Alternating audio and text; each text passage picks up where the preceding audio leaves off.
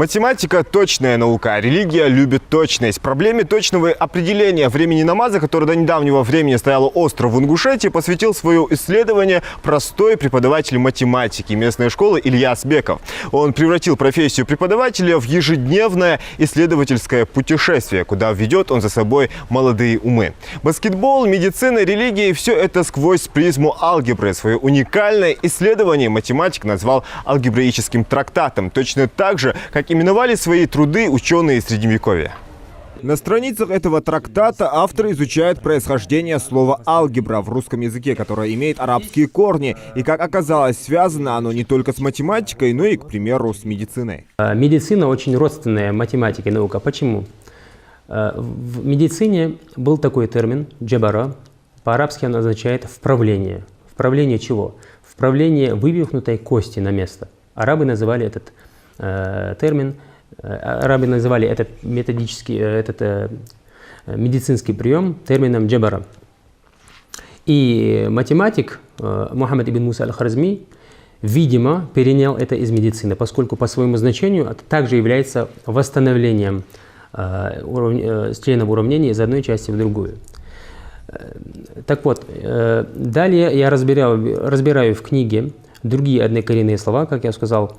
Например, русский термин «габариты» также происходит от арабского термина «джабират», который в свою очередь происходит от термина «джабар». Идея создания трактата пришла математику еще в школе. Тогда он впервые задумался о том, как переводится слово «алгебра». Уже после окончания университета Ильяс Беков стал учителем. А свободное время проводил в библиотеке, изучая толковые словари и читая художественную литературу средних веков, где упоминалось арабское слово «алджебра». Писать я трактат начал где-то пару лет назад и написал его за 2 месяца. В книге демонстрируется принцип метапредметности.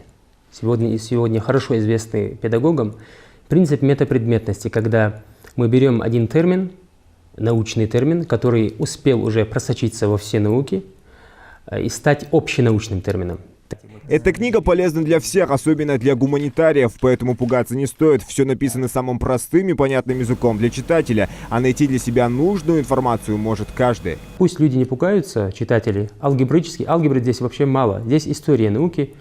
Алгебра чуть-чуть обсуждена в одной главе при объяснении методики решения уравнений. Книга будет полезна тем ребятам, которые учатся в медресе, изучают науку сарф. Еще одним достижением Ильяса Бекова можно считать определение точного времени намаза по солнечным часам. У математика есть макет с проекцией небосвода, которую он создал благодаря лазерным технологиям. Механизм работает просто, узнать время можно по тени. Немаловажную роль играет географическое положение. Ибн аш-Шатр являлся хранителем времени. Это очень была престижная профессия при мечети. То есть хранитель времени, он указывал муэззину, когда наступает время молитвы. То есть, допустим, я являюсь хранителем времени. Вот солнце поднимается к зениту. Вот оно достигло зенита.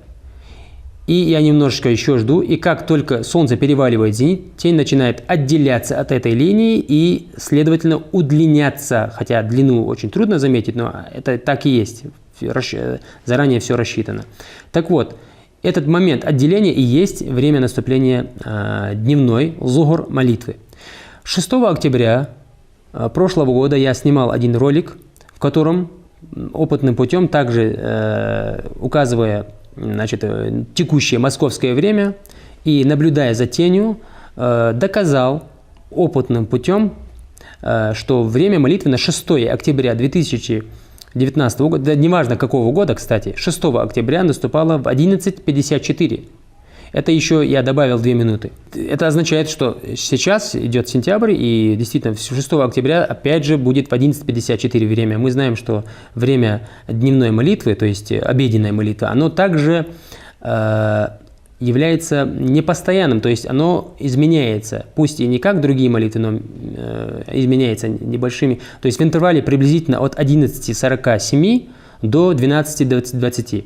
Саму идею преподаватель математики взял у арабского ученого, который в XIV веке построил солнечные часы. А молодой ингушский учитель этот механизм создал сначала в родной Канташевской первой школе, затем на площади Аланиев в Магасе. Эта конструкция на самом деле сложная геометрическая задача. Правильно выстроенный указатель бросает тень на циферблат и показывает время, узнать которое можно только зная точные географические координаты конкретного места. Ильяс Беков даже начал строительство часов в местной мечети. Это тысячелетняя традиция, от которой в веке 21 многие давно отошли. Таким образом, по воле Всевышнего, это будет первая мечеть в стране, где будут определять время молитв по необычному методу.